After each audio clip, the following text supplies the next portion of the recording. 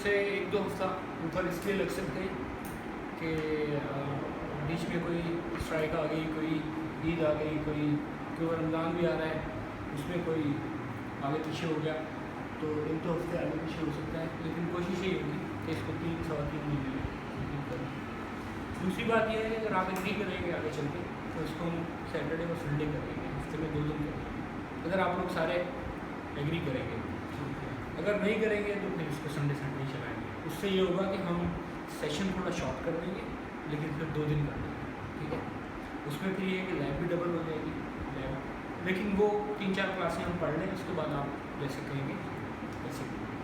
सलीम साहब आगे हो जाओ। जैसे मैंने बताया कि मकसद और बस यही 15 साल से यही काम कर रहे हैं, पढ़ते हैं, पढ़ाते हैं, सीखते हैं, सिखाते हैं, और नेटवर्क्स लोगों के देखते हैं, कंसल्ट करते हैं, उनको कंसल्टेंसी भी देते हैं। तो हम इसीलिए स्टार्ट करते हैं। इससे पहले एक ओरिएंटेशन हुई है आधे घंटे की, वो आप ऐसा कीजिएगा कि ये सेशन ख़त्म हो जाए, दोबारा बैठें, तो प्रोसीजर थोड़ा सा बताऊँगा CCNA क्या है, कैसे इसको अटेम्प्ट किया जा सकता है, कौन सी बुक्स परचेज़ करनी है, कैसे इसको लेके चलें, ठीक है। तो स्टार्ट करते हैं फर्स्ट क्लास। कोई मुझे बताएंगे कि ये चीज़ क्या है, इसको कैसे आप डिफाइन करेंगे अपनी अपनी लैंग्वेज में, क्योंकि आजकल जो है वो सोशल नेटवर्क्स और नेटवर्क्स ये भी बहुत सारी बातें होती हैं। तो आप ज़रा सा मुझे उस हिसाब से, आपको सही नज़र आ रहा है? अच्छा ठीक है। इसलिए मैंने यहाँ किया है कि वैसे तो उस क्लास में कर सकते थे, लेकिन यहाँ मैं थोड़ा रिलैक्स होकर बैठते हैं, वरना यहाँ लैब ही होंगे। बताएं इसके बारे में, गुलरेज तुम बताओ।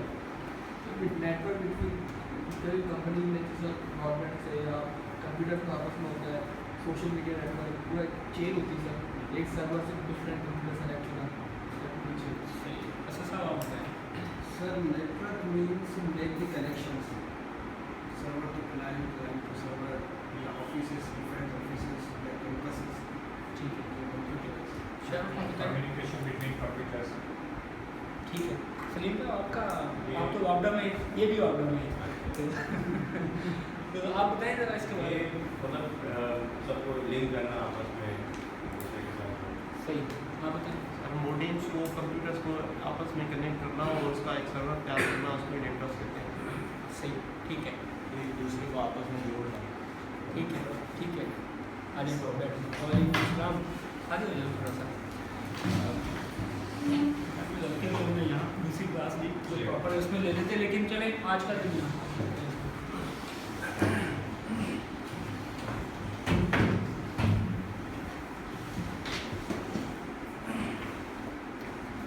सारे लोग ही ठीक है, ठीक है, लेकिन इसको एक प्रॉपर्ली डिफाइन करते हैं।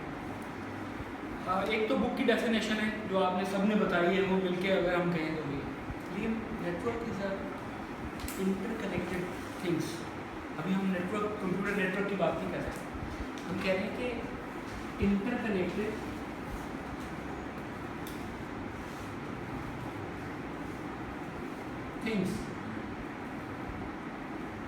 थिंग्स में बहुत सारी चीज़ें हो सकती हैं। अगर हम कंप्यूटर की लैंग्वेज में आए तो हम इसको नोड्स कहते हैं, बल्कि अगर हम ये कहें हमारी डेली लाइफ में सोशल मीडिया की बात करें, नेटवर्किंग की बात करें, तो networking is interconnected people, interconnected things, interconnected computers, they can be, and generally जो टेक्नोलॉजी की दुनिया में कंप्यूटर हो गए, प्रिंटर हो गए, आपके स्कैनर हो गए, आपके स्विचेज हो गए, इनको हम कहते हैं नोड, ठीक है। तो इंटरकनेक्टेड नोड्स, सबसे पहला नेटवर्क की डेफिनेशन के 2 पार्ट हैं। एक पार्ट ये है कि interconnected nodes connected through some medium, ठीक है ना, किसी न किसी मीडियम के थ्रू ही कनेक्ट होते हैं ना, ठीक है। आप और मैं अगर ईमेल के थ्रू कनेक्ट हैं तो ईमेल इज़ अ मीडियम, अगर फेसबुक के थ्रू कनेक्टेड है तो फेसबुक इज़ अ मीडियम, ठीक है। तो इंटरकनेक्टेड नोड्स, ठीक है, लेकिन ये इंटरकनेक्शन का मतलब, मकसद क्या है? 2 चीज़ें, 2 लोग हैं, उनका आपस में उनका आपस में मिलने का, इंटरकनेक्ट करने का मकसद क्या होता है बताएं? इन्फॉर्मेशन शेयर करना। That is the only thing कि आप इंफॉर्मेशन जो है उसको शेयर करें, उसको एक्सचेंज करें, सॉरी इंफॉर्मेशन को एक्सचेंज करें, ठीक है? आप मुझे ईमेल करें, मैं अपनी पोस्ट आपके साथ शेयर करूं, आप फाइल मुझे सेंड करें। एक ऑफिस के अंदर कंप्यूटर नेटवर्क इसलिए बनाया गया था कि फाइल्स जो हैं उनको मैनुअली लोग एक जगह से दूसरी जगह ट्रांसफ़र करते करते थक गए थे। नेटवर्क इसलिए बनाया गया था कि let the information exchange on physical on digital media on the networks. So interconnected things or interconnected nodes with the aim of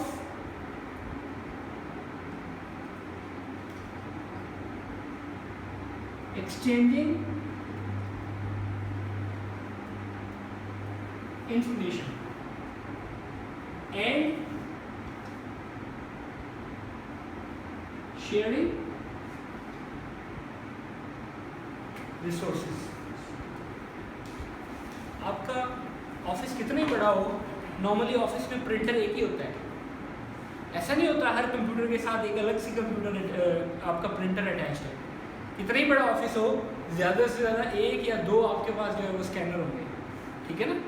तो नेटवर्क बनाने का मकसद दो चीज़ें हैं। वो छोटा नेटवर्क हो, एक रूम, एक टेबल के ऊपर नेटवर्क हो, वो ब्रॉडली अगर उसको बात करें, अगर वो इंटरनेट सबसे बड़ा नेटवर्क है, अगर इंटरनेट की भी बात करते हैं तो दो ही चीज़ें उसके पीछे दो ही चीज़ें जो है वो इम्पॉर्टेंट है, या उसके पीछे जो रीज़न है वो दो चीज़ें हैं। एक तो आप इंफॉर्मेशन को एक्सचेंज करना चाहते हैं और दूसरा आप रिसोर्सेज को शेयर करना चाहते हैं दूसरे लोगों के साथ। समझ में आ रही है? ये मैं छोटी बातें इसलिए बता रहा हूँ कि थोड़ा सा ये अभी तमहीद बांध रहा हूँ मैं, जिसको कॉन्टेक्स्ट में बात कहते हैं। नेटवर्क बनाने के लिए अगर हम इसको कंप्यूटर नेटवर्क की बात करें तो हम कहेंगे एक छोटा सा नेटवर्क अगर हम बात करें, फॉर एग्जांपल एक लैपटॉप है, एक ये कंप्यूटर है, एक आपके पास ये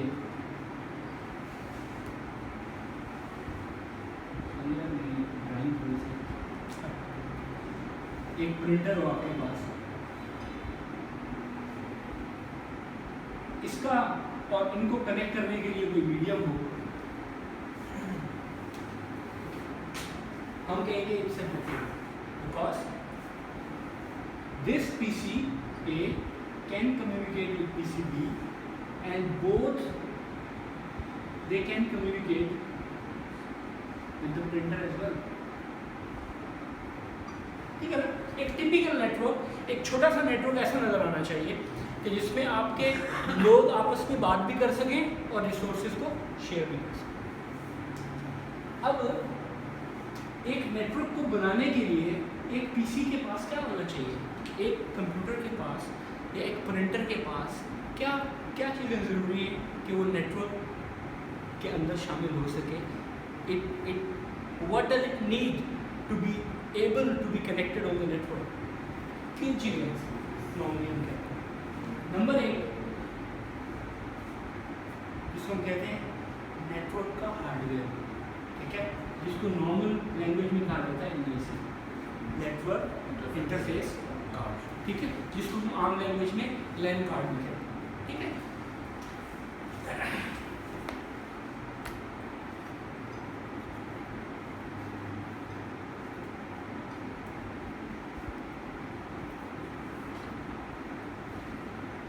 दूसरी चीज़ क्या ज़रूरी है, मतलब नेटवर्क बनाने के लिए अगर हम नेटवर्क बनाने की बात करते हैं तो सबसे पहले एक कंप्यूटर के पास अगर ये नेटवर्क पे कनेक्ट होना चाहता है तो इसके पास सबसे पहले तो वो हार्डवेयर होना चाहिए जो कि नेटवर्क को, इसकी कनेक्टिविटी को सपोर्ट करता है। दूसरी चीज़ है मीडियम, ठीक है, लेकिन वो हम NIC के साथ ही उसको कहते हैं कि वो मीडियम ही होना चाहिए। मतलब कोई ना कोई मीडियम तो होगा ना, वो वायर्ड होगा या वायरलेस होगा, दो ही मीडियम है ना हमारे पास, या वो वायर्ड मीडियम होगा। इस पर हम थोड़ा बात करेंगे, लेकिन मैं सिर्फ अभी इनिशियल थोड़ी सी बात करूँ कि ये जो मीडियम है जिसके ऊपर डाटा आपका ट्रैवल करना है, या वो वायर्ड होगा या वायरलेस होगा। तो नेटवर्क का हार्डवेयर मीडियम भी, चूँकि हम हार्डवेयर इसको तस्वीर करते हैं तो मीडियम भी होनी चाहिए। दूसरी चीज़ ये है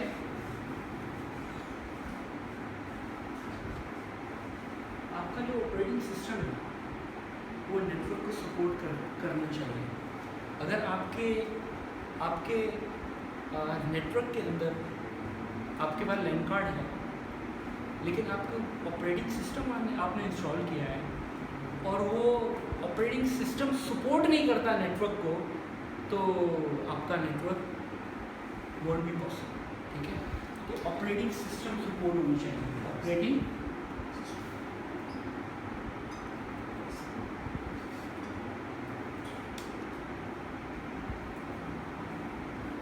फॉर नेटवर्क।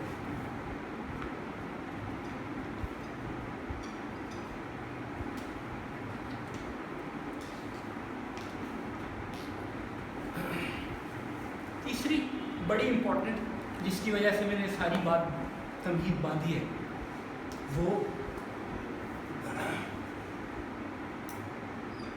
दो कंप्यूटर्स के दरमियान में अगर आप नेटवर्क बनाना चाहते हैं तो इनके दरमियान में अगर आप अरबिक लें, आपने सुना है कभी लतीफ़ा के सऊदीया में एक हमारे पाकिस्तानी को जो है वो सब को अरबी गालियाँ बक रहा था और उसको चूम रहा था यार ये हैं। Why is this? Because they were not able to understand each other's language. समझ वाली बात है।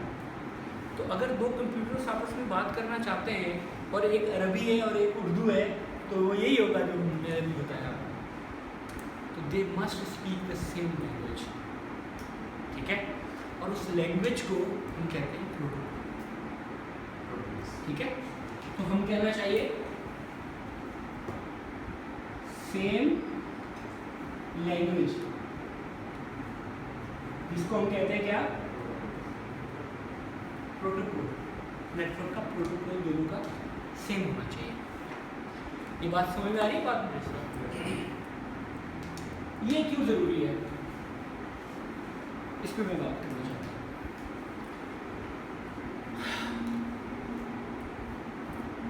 देखें, लैंग्वेज अगर दो लोग आपस में बात नहीं कर पाएंगे ना, देखिए दुनिया में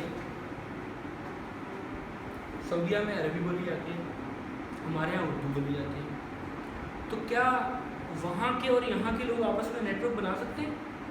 नहीं बना सकते। लेकिन एक दूसरा स्टैंडर्ड है जो पूरी दुनिया का स्टैंडर्ड है, उसको कहते हैं इंग्लिश।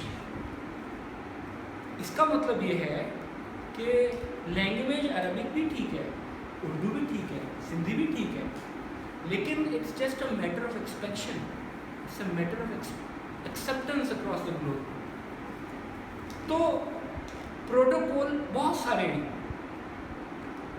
हर कम्युनिटी की अपनी लैंग्वेज है। जब ये नेटवर्किंग की कहानी शुरू हुई थी, शुरू के दिनों में IBM का एक अपना प्रोटोकॉल था। ठीक है, मैं इस पर बात करना चाहता हूँ। IBM के प्रोटोकॉल का नाम था SMA। ये ज़रूरी नहीं है, आपको एग्ज़ाम के लिए ज़रूरी नहीं है चीज़ें, लेकिन ये आपको जानना पता होना चाहिए।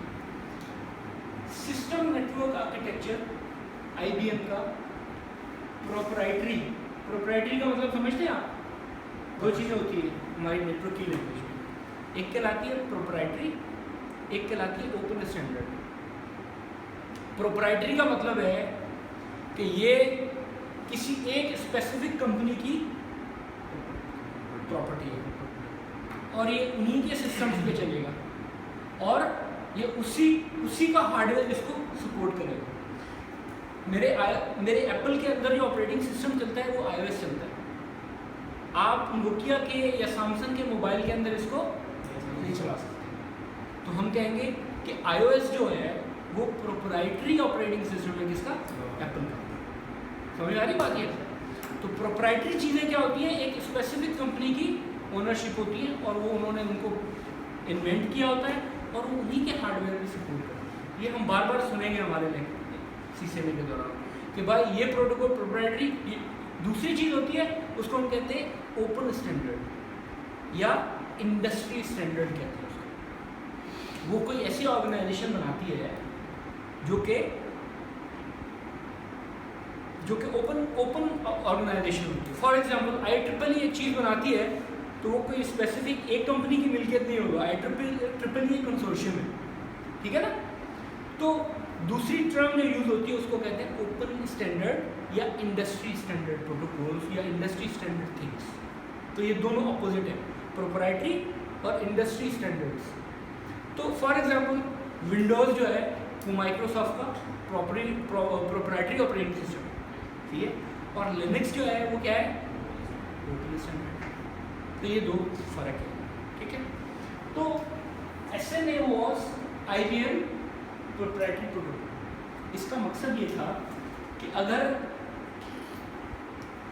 IBM के कंप्यूटर ने किसी दूसरे IBM के साथ बात करनी है तो कौन सा प्रोटोकॉल लैंग्वेज यूज होगी? SMS। लेकिन they were not capable of connecting with the DECnet computers या एप्पल कंप्यूटर्स या नोवेल कंप्यूटर्स। समझ में आ रही बात ये? तो हम बात ये करते हैं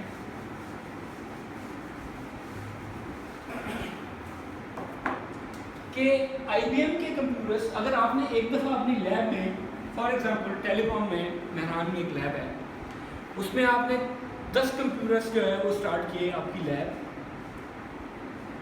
तो आप उस दौर की बात कर रहे हो, तो आपके लिए लाजमी है कि आप अब हमेशा IBM के कंप्यूटर्स ही लेंगे, किसी और ब्रांड का नहीं ले सकते। क्यों? क्योंकि वो आपस में बात नहीं करेंगे।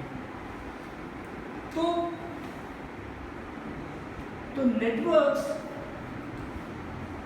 Used to be proprietary in those days. ये मैं बात कर रहा हूँ 80s से पहले की, सही है?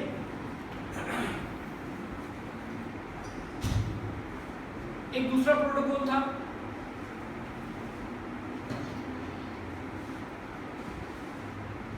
US डिपार्टमेंट ऑफ डिफेंस का एक प्रोटोकॉल, ठीक है? उसको हम कहते थे TCP/IP।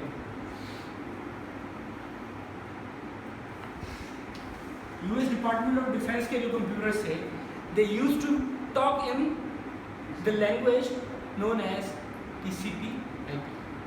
समझ में आ रही बात ये? फिर एक प्रोटोकॉल था नोवेल का। नोवेल कंप्यूटर्स का नाम सुना है आपने? नोवेल कंप्यूटर्स का जो प्रोटोकॉल था उसका नाम था IPX SPX। ये सारी चीज़ें इंपॉर्टेंट नहीं है आपके लिए, लेकिन जानना ज़रूरी है, ठीक है? CCNA का मकसद याद रखिएगा, हिस्ट्री पढ़ाना नहीं है आपको। CCNA का मकसद आपको ये बताना है कि ये स्विच है, इसको कॉन्फ़िगर करके दिखाओ, ठीक है?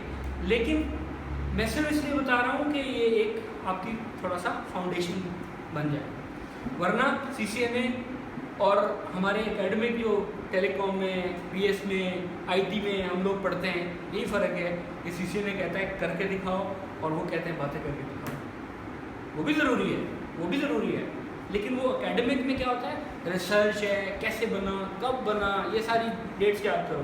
CCNA में ऐसा नहीं। फिर एक कंप्यूटर्स है डेक कंप्यूटर्स, ठीक है?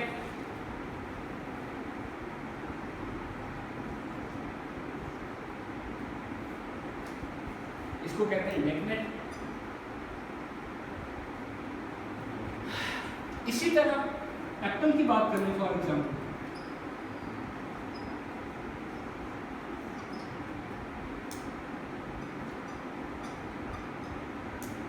एप्पल टॉप नाम है इसका।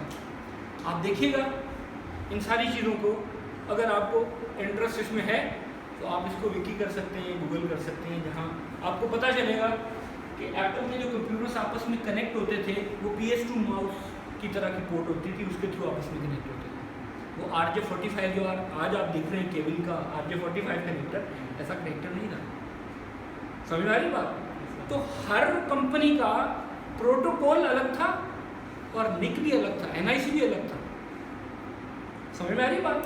और NIC के साथ साथ उसका जैसा NIC होगा वैसे ही उसका कनेक्टर होगा। तो मेरा कहने का मकसद कहने का ये है कि there was no such thing as English. There was no universal standard कि आप जो है आपको नेटवर्क बनाना है तो आपको ये यूनिवर्सल स्टैंडर्ड्स फॉलो करने हैं। समझ में आ रही बात है? 1984 के अंदर एक ऑर्गेनाइजेशन है जिसको हम कहते हैं ISO। सुना? ISO standards. ISO stands for international organisation for standardisation. ठीक है? ISO ने इसको टेकअप किया कि यार ये जो कंप्यूटर्स हैं ये एक अपने 1.5 इंच की मस्जिद है हर किसी की।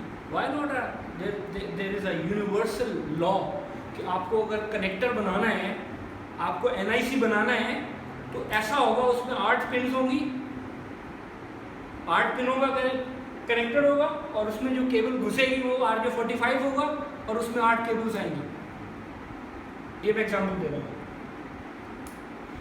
आज आपने सोचा है कि आप कहीं से कंप्यूटर लेके आएंगे कि आप उसको देखते हैं कि यार इसका जो कनेक्टर है वो कौन सा लगेगा इसमें?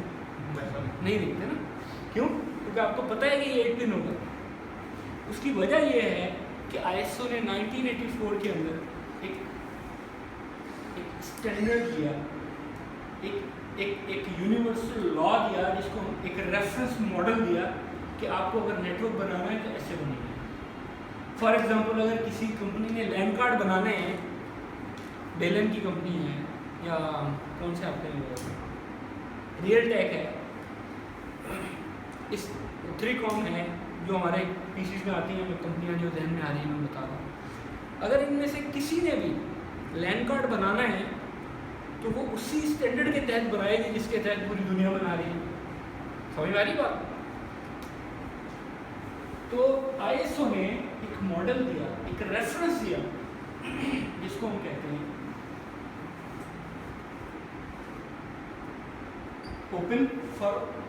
ओपन स्टैंडर्ड या इंडस्ट्री स्टैंडर्ड में बताया ना। एक चीज प्रोप्राइटरी होती है, एक ओपन स्टैंडर्ड होती है। तो open systems inter connection,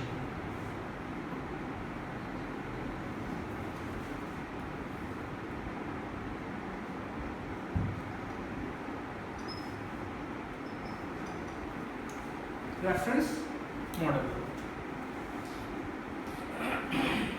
open system interconnection, systems interconnection reference model.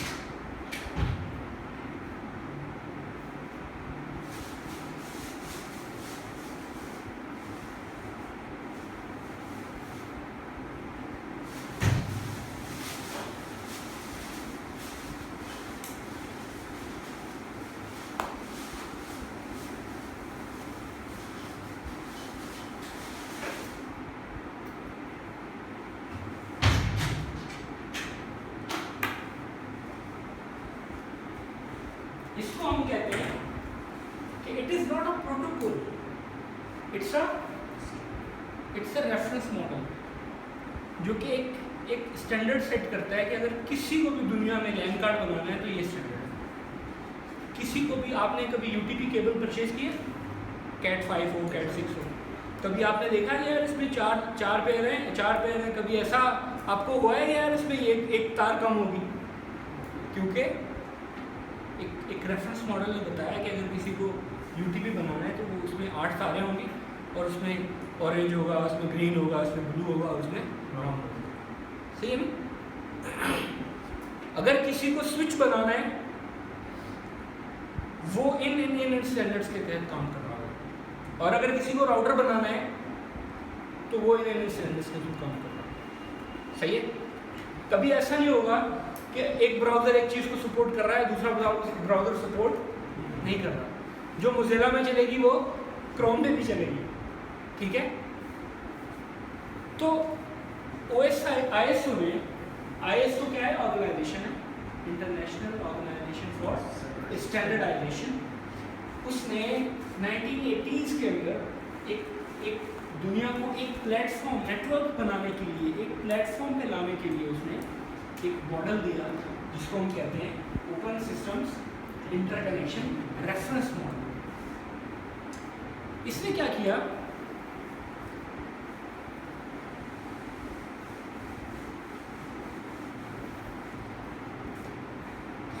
इसको हम कहते हैं OSI वेब मॉडल।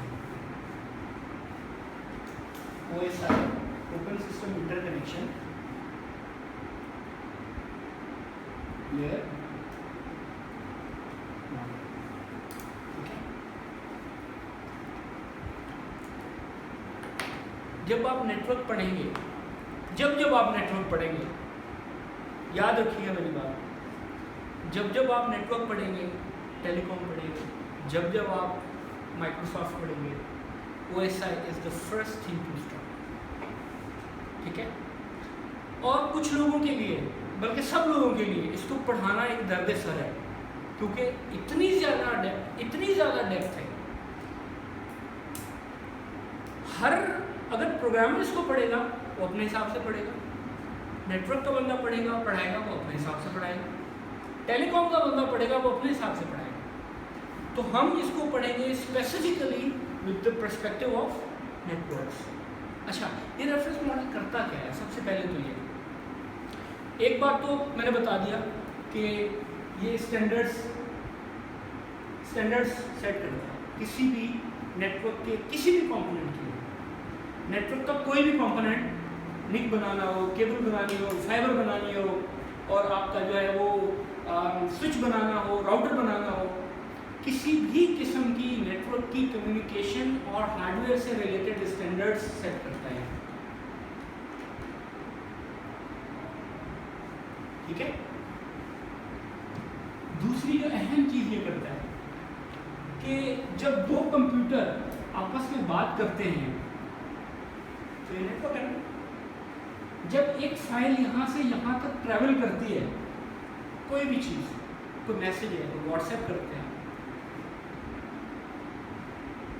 तो आपकी तस्वीर आपके मैसेज के साथ कुछ ना कुछ तो बीतती होगी ना नेटवर्क के ऊपर। वो ट्रांसलेट होता होगा, वो नेटवर्क पे चलता होगा, वो जीरोज एंड वंस की फॉर्म में चलता होगा, ऐसे ही। तो मतलब उसमें बहुत सारी तब्दीलियाँ आती होंगी ताकि वो जब पहुँचे तो जो रिसीवर है वो उसको उस हालत में देखे। लेकिन वो कम्युनिकेशन या पैसेज के दौरान अपना बहुत सारा उसकी फॉर्म चेंज होती है। तो वो जो कुछ उसके साथ बीतती है ना, उस मैसेज के साथ, उस तस्वीर के साथ, उस ईमेल के साथ, वो पूरा प्रोसेस जो है ना उसको 7 डिफरेंट स्टेप्स में डिवाइड करता है। समझ में आ रही बात? OSI लेयर मॉडल क्या करता है? इसलिए इसको कहते हैं OSI model 7 layer reference model. ये समझ में आ रही है बात? देखें,